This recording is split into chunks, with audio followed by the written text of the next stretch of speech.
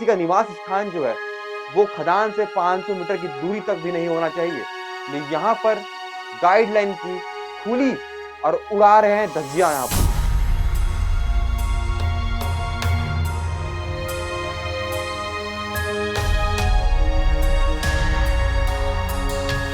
ACCL के साहब मन पटवारी मन सर्वे करे आ रही हैं। हाँ। तो गांव वालन संग बातचीत हुई।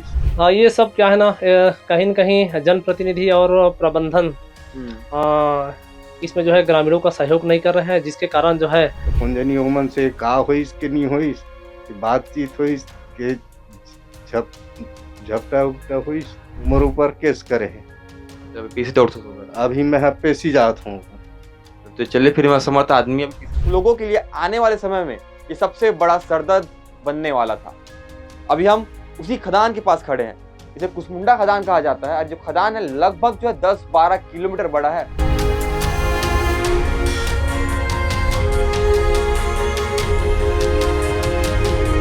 तारें लगी हुई हैं, इन तारों को तो बच्चा भी फांद देगा, ठीक है। तो जो को अंदर जाना है, कोई दुर्घटना हो रही है तो कोई बचा पाएगा इन तारों से? लगातार जो है गाय और एक गांव का एक सीताराम पटेल करके जो खदान में गिर गया था और एक पाली का व्यक्ति खदान में गिर गया था। उसके बाद ग्रामीण जो है लोग खदान में गिर चुके हैं। हाँ, खदान में गिर चुके, हाथ पैर भी टूट गया है। लेकिन क्या हो जब आपकी जमीन आपसे ले ली जाए, ले ली नहीं जाए, जबरदस्ती छीन ली जाए।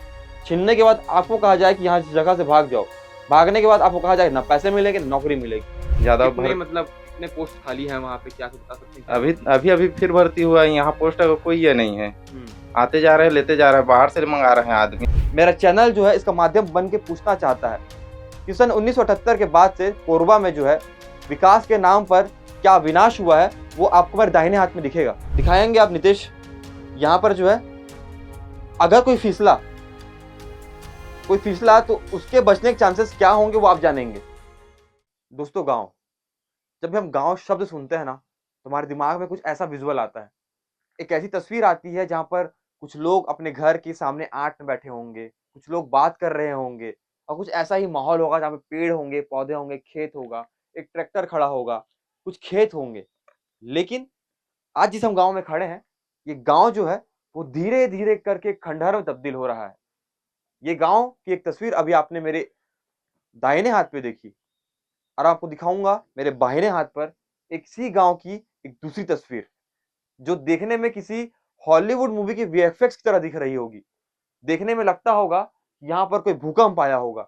यहाँ भूकंप नहीं आया है, यहाँ पर आई है तानाशाही।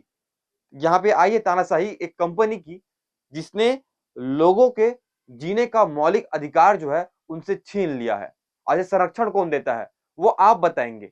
लेकिन आज मैं आपको यहाँ पर विजुअल दिखाने वाला हूँ, आपको दिखाने वाला हूँ कि जिस छत्तीसगढ़ के एक जिले को ऊर्जाधानी कहा जाता है, उसे ऊर्जाधानी बनने के लिए क्या क्या चुकाना पड़ता है और ऊर्जाधानी के उस कॉन्टेक्स्ट को पाने के लिए यहाँ के लोगों ने क्या क्या झेला है। इस घर में पहले कभी कोई परिवार रहा करता होगा और ऐसे ही घर आपको दिखेंगे मेरे हाथ के आगे तरफ। मेरे जो सहयोगी हैं वो सामने तरफ आएंगे, आपको बताएंगे किस प्रकार से जो है यहाँ पहले परिवार रहा करते होंगे। यहाँ पर पहले लोग खेला करते होंगे, बच्चे यहाँ से बड़े होकर के अपने अपने काम में गए होंगे। बहुत सारी चीजें इस जगह ने, इस जमीन ने देखी होगी। अब वो लोग यहाँ पर नहीं रहते। कारण ये है कि उन्हें जो है ये जगह खाली करके यहाँ से जाना पड़ा है। यहाँ से सामने जो है केवल और केवल 50 मीटर की दूरी पर खदान है। खदान की गाइडलाइन क्या कहती है? खदान की गाइडलाइन ये कहती है कि कोई भी व्यक्ति का घर जो है, किसी का भी घर जो है, किसी का निवास स्थान जो है वो खदान से 500 मीटर की दूरी तक भी नहीं होना चाहिए। लेकिन यहाँ पर गाइडलाइन की खुली और उड़ा रहे हैं धज्जियां यहाँ पर। अभी आप देख सकते हैं कि मेरे वहां पर जो आपका खदान है आपको दिखाऊंगा मैं, और मेरे पीछे की तरफ जहां से मैं आ रहा हूँ पूरे तरीके से लोग वहां पर रहते हैं। वो गांव का इलाका है और यहाँ पर ये लोग अपना घर जो है वो खाली करके यहाँ से जा चुके हैं। ये जो इलाका भी आप देख रहे होंगे, यहाँ पर लोग रहा करते थे और वो यहाँ पर जा चुके हैं। यहाँ पर जो बता दें कि समय समय पर यहाँ पर बॉम्बिंग की जाती है। बॉम्बिंग करने के बाद यहाँ पर जो घर है वो हिलते हैं और यही कारण है कि यहाँ पर लोग जा चुके हैं। क्योंकि खदान जो है, खदान यहाँ से मात्र 50 से 100 मीटर की दूरी पर है। तो मैं अब आपको यहाँ पर जो लोग रहते हैं उनसे बातचीत कराऊंगा और आपको बताऊंगा कि यहाँ इस ग्राउंड रियलिटी में आखिर क्या हकीकत है, और क्या है इन लोगों का कहना। अभी हमारे संग में एक ऐसा आदमी है जे चर फिर नहीं सके, ओखर का अपना मिलावो, वो आपने बतावो कि ओखर ऊपर जो है एसीसीएल जो है प्लांट जो है जो माइंस चलत जो है ओखर ऊपर का आरोप लगाए है। वो भैया सामने में बैठे है, ओकर हाथ में जो लौटी है ना वो बात के गवाह है कि भैया जो है चले फिरे में असमर्थ है। और एक पर का आरोप लगाया भैया खुद बताइए। भैया का नाम है तो पतिराम पतिराम नाम भैया तो, और तो पर का आरोप लगाया है उमन। एसीसीएल के साहब मन पटवारी मन सर्वे करे आ रही हैं। हाँ हाँ तो गांव वालन संग बातचीत हुई तो वो मन बोलिन कि तो बड़े ऑफिसर ले क्या हमन बातचीत करबो तेकर बाद में सर्वे उर्वे कराबो कही के मन तो बोलिन। तो आ रही पटवारी मन एसीसीएल के तेमन बुलाई न मला बुलाई न ओकर बाद में कतका टाइम 12 बजे करीब आइस वो साहब है, वो बड़े साहब है। तो कुंजनी ओमन से का होइस के नहीं होइस कि बातचीत होइस के झप झपटा उपटा होइस नहीं। अब ओमन मोर नाम से फर्जी केस करे के पतिरामा के मारपीट करे के मोर ऊपर केस करे है। तो पीछे दौड़ से होगा अभी मैं पेशी जात हूँ तो चले फिर में असमर्थ आदमी अभी पीछे जाता है और मैं तो लोकवा वाला पेशेंट हूँ, मैं चले फिरे में असमर्थ हूँ। मैं उठे बैठे भी नहीं सको, मैं तो कुर्सी में बैठना उठना होते मैं। 25 मई सन 1998 में कोरबा जो है एक जिला बनता है बिलासपुर से अलग होकर के। लेकिन इसके जिला बनने से पहले ही सन 1978 में यहाँ पर कोयला मिल जाता है। कोयला मिलने के बाद कुछ लोगों के लिए बहुत ही बड़ी बात थी, कुछ लोगों के लिए खुशखबरी थी, लेकिन कुछ लोगों के लिए आने वाले समय में ये सबसे बड़ा सरदर्द बनने वाला था। अभी हम उसी खदान के पास खड़े हैं, इसे कुसमुंडा खदान कहा जाता है। और जो खदान है लगभग जो है 10-12 किलोमीटर बड़ा है। आप बता दें कि जो दो सबसे बड़े ओपन माइंस हैं वो छत्तीसगढ़ के कोरबा में ही है। पहला गेवरा प्रोजेक्ट है और उसके बाद जो दूसरा है ये कुसमुंडा है। ये ओपन माइंस के नाम पर सबसे बड़ा प्रोजेक्ट अभी गेवरा के बाद जो है यही है। और यहाँ पर आप देख सकते हैं किस प्रकार से जो है किसी हॉलीवुड जो मूवी होती है उसका वीएफएक्स सीन आपको नजर आ रहा होगा। यहाँ पर जो लोग हैं जो इस समस्या से जूझते हैं, जिन्हें पता है कि इस माइंस को बनाने का जो तर्ज है, जो कर्ज है, और उसके बाद जो इन्हें क्या भुगतना पड़ता है, वो लोग यहाँ पर मौजूद हैं। उनसे बातचीत करना जरूरी है, उनसे बातचीत करेंगे। तो थोड़ा सा ऐसे होंगे।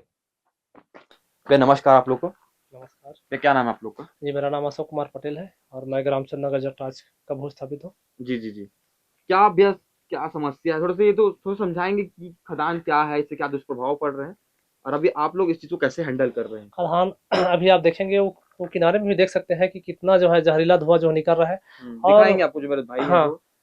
अभी उजाला होने के कारण स्पष्ट दिखाई नहीं दे रहा है, लेकिन सवेरे जो है ज्यादा दिखाई देता है वो। ठीक है। और यहाँ से जो है आप अपने आप को प्लीज थोड़ा सा ऐसे पे स्टेबल कर लेंगे आप, यहाँ पर तार लगे हुए हैं कि आपको चोट ना लगे।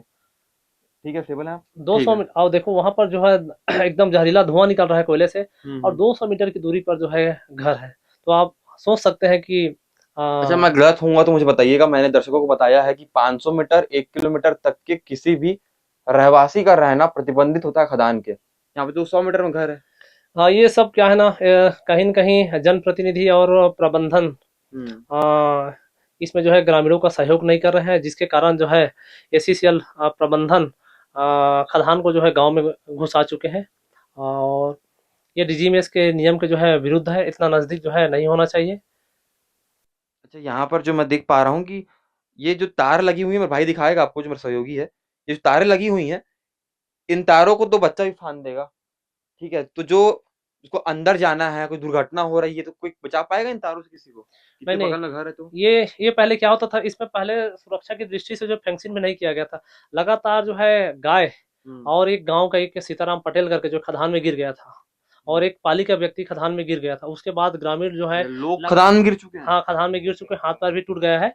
और उसके बाद जो है ग्रामीण जो है आंदोलन किए, उसके पश्चात ही जो है सुरक्षा की दृष्टि से जो है इसको फेंसिंग को लगाया गया। अभी हाल में भी में जो है 25 दिसंबर को जो है एक शेखर पटेल का जो है मृत्यु जो है बिना रेलिंग के जो है सुरक्षा नहीं होने के कारण जो खदान में गिर जाने से जो है अभी दिसंबर में जो है उसका डेथ हो गया था। मतलब मैं मानता हूँ, अगर मैं गलत हूँ तो आप बताएंगे। मुझे नहीं लगता किसी को गिरना है तो फेंसिंग उसको बचा पाएगी। फेंसिंग तो हो नहीं हो वो अलग बात है, मुझे लगता है कि इसके आसपास लोगों को नहीं रहना चाहिए। हाँ, इसके आसपास तो लोगों को नहीं रहना चाहिए, लेकिन क्या करें, घर के बगल में ही। मजबूरी है ये, हम्म और मजबूरी के कारण ही जो है हम लोग यहाँ निवासरत हैं। हम्म और अभी भी जो है 1978 से ग्राम जट राज को जो है अर्जन करते करते जो है 2009-10 में अंतिम अर्जन किए हैं। आज 16 साल हो गया, ना तो गांव वालों को जो है रोजगार मिला है, ना ही तो बसावट मिला है, ना ही तो मुआवजा मिला है। आप चाहें तो यहाँ से 1 किलोमीटर की दूरी पर जो है हमको बसावट दिया जा रहा है, जिसकी स्थिति जो है बेहद ही दयनीय है। बरसात होने पर वहाँ जो है भूस्खलन हो रहा है, और भविष्य में जो है मकान जो है वहाँ ढह भी सकता है। हमने शासन प्रशासन एवं एसीसीएल पर प्रबंधन को अनेकों बार आवेदन दिया है, लेकिन इसमें किसी प्रकार की कोई कार्यवाही नहीं की जा रही है। आप लोगों ने बातचीत किया, जो जनप्रतिनिधि हैं आप लोगों के, विधायक हो सकता है, महापौर हो सकता है, सांसद हो सकती हैं, आपकी बातचीत किया तो क्या रिस्पॉन्स आता है जी, वहाँ हम से? लोग तो आज ही सांसद महोदय के पास गए थे, लेकिन उन्होंने केवल जो है कलेक्टर महोदय को चिट्ठी लिखने का आश्वासन दिया, और हमने उनको जो है बसावट स्थल का जो है निरीक्षण, जो गुणवत्ता है वहाँ पर जो कार्य हो रहा है, जो भूस्खलन भविष्य में भूस्खलन होने की संभावना है, ऐसे स्थल के जो है निरीक्षण देखिए, कर आप रहे हैं। यहाँ पर जो है एक्टिव हैं लीडरशिप में यहाँ पर। आपको पता है कि जो लेटर जो है लेटरबाजी होता रहता है। कुछ काम हुआ है मतलब प्रतिनिधि लोग तरफ से आप लोग के लिए अभी तक नहीं से? नहीं, कुछ नहीं। अभी तो यहाँ पाली में जो है किसानों की जो जिन किसानों की जमीन को जो है 2009-10 में अर्जन किया गया था, उनको उनका पैसा को जो है ट्रिब्यूनल में जो है जमा करके उनके जमीन को जो 200 से 250 एकड़ जमीन को जो है एसीसीएल कुसमुंडा प्रबंधन सचिन पाटिल द्वारा जो है डोजरीकरण बलपूर्वक, जीएम है जी यहाँ जी के। जीएम है, उनके द्वारा जो है बलपूर्वक फोर्स लगा के जो है डोजरीकरण कर दिया गया। मतलब मैं आपको बताना चाहूंगा कि किसी भी इंसान के लिए, खासकर किसान के लिए, जो जमीन होती है वो परिवार का सदस्य होता है। उस जमीन का जाना एक दुख होता है, लेकिन जो इंसान होता है, जो किसान होता है, उस जमीन के जाने के बाद का जो दुख होता है उसको कंपनसेट करता है। कैसे कंपनसेट करता है? किसी घर के इंसान को नौकरी मिल जाए, उनको रहने का स्थान मिल जाए। लेकिन क्या हो जब आपकी जमीन आपसे ले ली जाए, ले ली नहीं जाए, जबरदस्ती छीन ली जाए। छीनने के बाद आपको कहा जाए कि यहाँ इस जगह से भाग जाओ। भागने के बाद आपको कहा जाए ना पैसे मिलेंगे ना नौकरी मिलेगी। मतलब मैं आपसे पूछना चाहूंगा कि जब किसी जगह पे माइंस खुलती है तो उन लोगों को, उन स्थानीय लोगों को प्रायोरिटी दी जाती है काम के लिए। क्या ये माइंस जो खुल रही हैं जिससे आप अफेक्ट हो रहे हो, क्या आप लोग काम मिल रहा है उससे?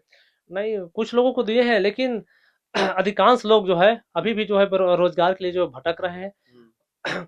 और लगातार जो है इन एसीसीएल कुसमुंडा में जो है या गेवरा में या मानीपुर में, आप कहीं भी बोले, लगभग जो है 70% जो है अन्य राज्यों से मजदूर लाकर रखा जाता है। 30-35% ही जो है स्थानीय और भूस्थापितों को रखा जाता है, जिसके कारण जो है लगातार जो है भूस्थापित अपने हक अधिकार की मांगों के लिए जो है खदान को जो है बंद करने के लिए बाध्य होते हैं।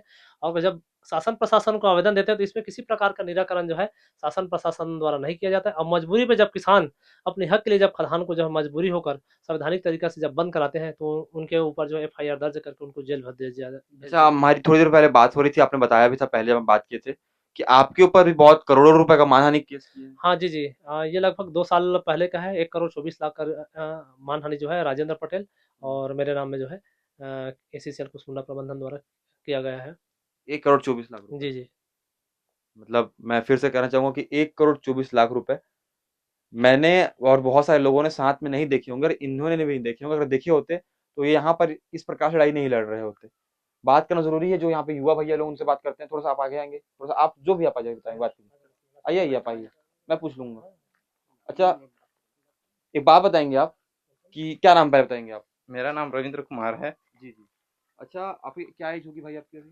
हम्म, क्या उम्र क्या होगी आपकी? 30 साल। 30 साल है। हम्म, तो थोड़े से बड़े हैं आप मेरे से। ये बताएंगे कि यहाँ पर आप लोगों ने जो रोजगार के लिए बातचीत किया होगा तो क्या बोलते हैं लोग? यहाँ से हम लोग जाते हैं नीलकंठ कंपनी में, हम्म, तो वहाँ जीएम ऑफिस से लिस्ट आएगा बोलते हैं। लेकिन वहाँ जाते हैं तो वो लोग बोलते हैं कि आप लोग के गांव से ज़्यादा हो गया है, ड्राइवर जो भी है ज़्यादा कितने भर। मतलब कितने पोस्ट खाली हैं वहाँ पे, क्या तो बता सकते हैं क्या? अभी अभी अभी फिर भर्ती हुआ है, यहाँ पोस्ट का कोई ये नहीं है। हम्म आते जा रहे हैं, लेते जा रहे हैं, बाहर से मंगा रहे हैं आदमी। मतलब यहाँ के लोगों को जगह नहीं दे रहे हैं। नहीं, कम दे रहे हैं यहाँ के लोगों को, बाहर से ज़्यादा मंगा रहे हैं। अच्छा, आप लोग शिकायत करते हो तो क्या बोलता है बात? हम लोग सीधा जीएम ऑफिस जाते हैं, वहाँ से लिस्ट भेजने के लिए बोलते हैं तो वहाँ से नहीं भेजता है। और इस क्षेत्र में आपकी भी जमीन फंसी होगी। जी हाँ, कितनी जमीन होगी आप लोग की? यहाँ मेरे पिताजी का 22 डिसमिल है, वो अपना नाम में डाला था नामांकन, लेकिन उसको उम्र हो गया तो मेरा भाई के नाम में डाला है। 1983-84 में डाला था वो। बाप रे। आज तक रोजगार नहीं मिला है, अभी तक किधर रहे, घूम रहे हैं। ठीक है, मतलब मैं आपसे पूछना चाहूंगा इसी विषय पे कि 1983 में एक जमीन डाली गई थी 22 डिसमिल के नाम पे। 22 डिसमिल उस समय बहुत होते थे, और अभी जो है 2026 चल रहा है। 26 चल 26 और 13 कितना होता है? 39 39 साल लगभग, जो 39 से 40 साल हो गए हैं, अभी तक उनको नौकरी नहीं मिली है। क्या दिक्कत आ रही नहीं, होगी इसमें? केवल ये नहीं है, गांव में ऐसे 15 से 20 से भी मेरे हिसाब से ज़्यादा जनसंख्या होगा जिनकी ज़मीन एससीसीएल कुसमुल्ला द्वारा जो है सन 1900 जो है 78 83 84 ये ग्राम जट आज 4 चरणों में अर्जन किया है, जिसमें जो 83 में जो अर्जन हुआ है उन अधिकांश किसानों को जो है आज तक रोजगार नहीं मिला है, और वे आज भी जो है रोजगार के लिए जो भटक रहे हैं। अब भैया मतलब सबसे पूछना चाहूंगा कि आपकी जमीन थी यहाँ पे, आप लोग के पूर्वजों की जमीन होगी, पुरखोती है जमीन, ना, कितनी जमीन थी आप लोग की? 1 एकड़ था। 1 एकड़ तो अभी के समय में बहुत होता है भैया। हाँ तो ना, नौकरी मिली आप लोग को? नौकरी मिला है, फिर एक ठो नौकरी मिला है। अच्छा, तो कितनी नौकरी का उसमें वो होता था? पहले 3 देता था, अब अभी 1 हो गया है। और यहाँ पर जो है, मैं पूछना चाहूंगा कि यहाँ पर बगल में आप लोग रहते हो, यहाँ पर जो प्रदूषण हो रहा है, ओपन माइंस है, क्या दिक्कतें क्या आती होगी आप लोग इस पे? बहुत दिक्कत आती है, धूल डस्ट और ब्लास्टिंग होता है तो बोर धंसना और घर में दरार आना, बहुत सारी दिक्कत आती है। ब्लास्टिंग होते रहती है यहाँ पे हाँ, टाइम टाइम पे? Continue daily. कंटिन्यू होती है? हाँ। और आप लोग किसी की जमीन वगैरह फंसी इस पे, कुछ है आप लोगों का? कौन भैया? थोड़ा आएंगे रोशन आप भैया, भरता था तो बताना। इधर आएंगे आप थोड़ा सा। ये एक उम्र बीत गई, वही उसमें पुराना पुराना अर्जन वाला बता। क्या नाम भैया? तो पवन कुमार। क्या उम्र हुई तो? और 40 साल लगभग। 40 साल हुई। अच्छा, एक बात बता कि तो जमीन कितना रही से मेरा? पहले तो प्रत्येक खाता में लेते रही से हाँ 5 डिसमिल के रही से। हाँ। अब कितना टाइम हो गया तो लड़त जमीन पर? 2016 से चालू करो है। हम्म पहले वो भर रही से चाचा, हम्म तो चाचा गुजर गई, ओकर बाद मोल भर वही तब भर रहे हैं। तो आज 10 साल हो गए? 10 साल में 2016 से 26 है। हाँ 10 है ना? तो का कुछ प्रतिक्रिया आई होती ले, बातचीत हुई? वो जन्म पश्चात में लटका थे, तो मतलब का जन्म पश्चात मतलब का हुई? यानी वो समय पैदा नहीं हो रहे थे। ऐसे? हाँ, जिस समय जमीन अर्जित हुई इस समय पैदा नहीं हो रहे है बोला थे। तो वहाँ तोर गलती है, है ना? मोर गलती नहीं हो। वही तो मैं कहा, मतलब इसमें जो है उनका कहना ये है कि इस आधार पे आप पैदा नहीं हुए थे इसलिए आपको नौकरी नहीं दी जा सकती। ऐसा कोई नियम नहीं है। ऐसा कोई नियम नहीं है? कोई नियम नहीं है कि जन्म के बाद, जैसे अर्जन के बाद जन्म होगा मतलब तो ये लोग रोजगार नहीं अपना देना है। उल्लू सीधा करने के नए नए हाँ, नियम बना लेते हैं। उनका पैतृक जमीन है भैया, ठीक है। अगर जैसे कि मेरे दादा परदादा के नाम में जैसे जमीन है, ठीक है, उसके बाद उसके बेटे के, उसके बाद मेरे नाम में तो आएगा, पैदा भी हम तो मैं तो उसका वारिस हूँ ना, तो हम्म। रोजगार बनता है ना। तो बस इसी का हवाला देकर जो है इन लोग जो है तुम्हारा जन्म जो है अर्जन के बाद हुआ है, और यही बोलकर जो है इन लोग जो है रोजगार नहीं दे रहे अच्छा हैं। भैया, मैं बात पूछना चाहूंगा आपसे कि कोरबा को ना कोयले का शहर कहते हैं, काला शहर कहते हैं, कारण यही सब खदान है। और इसमें क्या है कि थोड़ा शहर का डेवलपमेंट भी हुआ है। आप बताएंगे डेवलपमेंट जो हुआ है क्या संतुलित हुआ है, सही है जितना हुआ कि और अच्छा हो सकता था? दूसरा ये कि ये जो जितना माइंस हमारी जमीन में खुला है, आपकी जमीन में खुला है, कितना का रेवेन्यू जनरेट करता है और इससे क्या आपको फायदा होता है? नहीं देखिए, यहाँ कोरबा जिला को जितना वो उत्खनन वो खदान है, वहाँ से लगभग 600 से 700 करोड़ का राजस्व मिलता है। आप आसपास के कोई भी खदान, चाहे गेवरा, दीपका, मानिकपुर या सरायपाली, बुड़बुड़, कहीं भी आप जाकर पूछिए, डीएमएफ फंड का जो है 1 रुपया भी खर्च जो है इन खदान प्रभावित क्षेत्र में जो है नहीं किया जाता है। डीएमएफ फंड जो होता है डिस्ट्रिक्ट मिनरल फंड होता है। आप बताना चाहूंगा कि जिस क्षेत्र पर जो है माइंस खुलती हैं, ऐसे कुछ मिनरल्स मिलते हैं, वहां पर से जो क्षेत्रीय लोग होते हैं, क्षेत्रीय जो जिला होता है, उसे जो है कुछ फंड दिया जाता है, उसे डीएमएफ कहते हैं। फिर आगे बताएंगे। हाँ, यहाँ तो भले ही लोग ऊर्जा नगरी, आज कोरबा जिला को ऊर्जा नगरी के नाम से जाना जाता है, लेकिन वो बोलते हैं ना दिया तरी अंधियार, बस वही कहानी जो है हमारे कोरबा जिला का है। यहाँ पीने के लिए पानी नहीं। अब देख सकते हैं कि कितना नजदीक में जो है घर है, और ये खदान जो है गहरा है, तो पूरा जो जल स्रोत जो है खदान में चला गया। पीने के लिए पानी नहीं। टेंडर के माध्यम से जो है 10 टैंकर का जो है यहाँ कुसमुंडा में टेंडर हुआ है, लेकिन ठेकेदार द्वारा केवल 3 से 4 टैंकर ही से जो है गांव में पानी का सप्लाई कर रहे हैं। और अभी जो है भारत देश में जो है पेट्रोल डीजल की किल्लत के कारण जो है ठेकेदार जो है डीजल ना होने का जो है बहाना देकर जो है कभी कभी पानी भी सप्लाई नहीं कर रहे। यहाँ पानी के लिए जो है हाहाकार मचा हुआ है। मतलब दुनिया जो है पेट्रोल के लिए मर रही है, यहाँ तो पानी ही नहीं मिल रहा है। हाँ, पानी ही नहीं मिल रहा है। बहुत सारा बोर वगैरह, कुआं वगैरह सब धस चुका है, सूख चुका है। मतलब मैं हर बार ये कहता हूँ, फिर से कहना चाहूंगा कि इनका जीवन और हमारा जीवन भिन्न है, अंतर है। कैसा अंतर है? अंतर ये है कि ये भी हमारी तरह ही दिखते हैं और हम भी इनकी तरह ही दिखते हैं। इनका जीवन जरा कल्पना कीजिएगा, इन लोगों का जीवन जिनकी पुरखौती जमीन होगी, जिन्होंने इस जमीन को सींचा होगा, इनके माँ बाप ने इन्हें ये जमीन दिखाई होगी कि ये जो जमीन है वो तुम्हारी जमीन है और आने वाले समय पे ये जमीन जो है, इससे जो लाभ प्राप्त होगा वो तुमको मिलेगा। लेकिन लाभ प्राप्त क्या हो रहा है वो आपके सामने है। उल्टा जो है पीने का पानी जो है वो तक नसीब नहीं हो रहा है। थैंक यू भैया, आप लोग से बात करके अच्छा लगा। मैं थोड़ा सा बताइए प्लीज। लगभग जो है भारत देश को स्वतंत्र हुए लगभग 17-78 साल हो गया, ठीक है, और कोरबा जिला को 27-28 साल हो गए जिला बने, और ये ऊर्जा धानी है। और ये नगर निगम वार्ड क्रमांक 62 के अंतर्गत आता है कोरबा जिला। लेकिन आज जो है जिला बने जो है 26-27 साल हो गया, लेकिन 26-27 साल में जो है जोड़ा पुल से गांव तक 1 किलोमीटर का सड़क जो है आज तक जो है पक्की सड़क नहीं बनाया जा सका। और मैं तो मतलब जिला प्रशासन को शर्म आना चाहिए। अनेकों बार आवेदन निवेदन करने के बाद भी जो है एक पक्की सड़क जो है 25-27 साल में जो है गांव वालों को नहीं दे सके। शर्म आना चाहिए जिला प्रशासन को। मतलब अगर वही सड़क जो है ट्रक के लिए होती है तो बन जाती है। हाँ, उसके लिए बना देते हैं लोग, है ना, उसके लिए तो रेलवे बिछा देते हैं लोग। उसके लिए तो रातों रात पट्टा लाइन बिछ जाता है कोल ट्रांसपोर्टिंग के लिए। बहुत ही मतलब मैं गंभीर स्थिति है भूस्थापितों की यहाँ। मेरे को लगता है ना कि आप लोगों को इतना सफोकेटिंग फील हो, इतना घुटन फील हो आप लोगों को कि अंत में आप लोग स्वयं छोड़ दो। हाँ, बस यही वही है। इन लोग इतना मजबूर कर देते हैं जो है पानी और हवा के लिए जो है, ताकि लोग मजबूर होकर जो है दूसरा जगह यहाँ से चले जाए। मेरे जो भाई साथ में बैठे हैं, मेरे साथ में जो भाई है मेरे, वो ना आपको इन सब की तस्वीरें दिखाएंगे, इनकी शक्ल दिखाएंगे, और जरा सोचेंगे जहाँ देश भर में जो है पेट्रोल डीजल की मार चल रही है, वहां पर अभी भी 21वीं सदी के भारत में जो लोग हैं वो पानी के लिए तरस रहे हैं। आज वो लोग जो है खदान के बगल में जीने को मजबूर हैं, और इसका जिम्मेदार कौन है? हम पूछना चाहते हैं। मेरा चैनल जो है इसका माध्यम बन के पूछना चाहता है कि सन 1978 के बाद से कोरबा में जो है विकास के नाम पर क्या विनाश हुआ है वो आपको मेरे दाहिने हाथ में दिखेगा।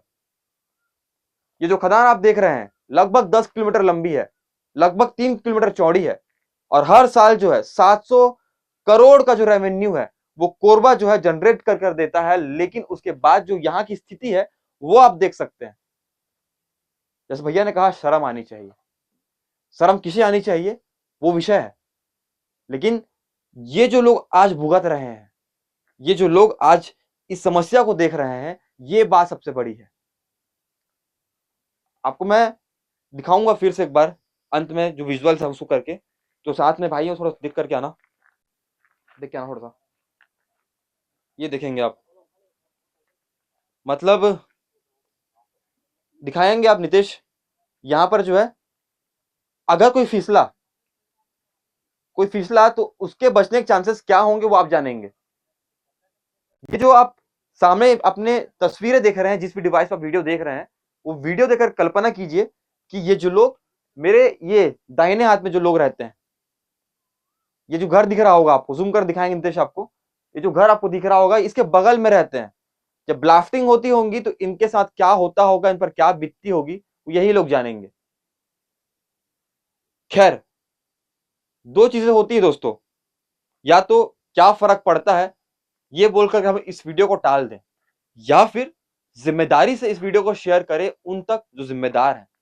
हम ये बात में जरूर मानते हैं कि प्रशासन में, शासन में, मंत्रिमंडल में कोई तो नेता होगा, कोई तो एक ऐसा व्यक्ति होगा जिसे सचमुच में लोगों की पड़ी होगी।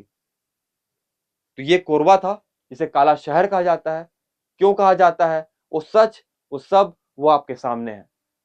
इस वीडियो के साथ क्या करना है वो आपकी जिम्मेदारी बनती है। बाकी ऐसी खबरों के लिए बने रहे सी जी भास्कर के साथ।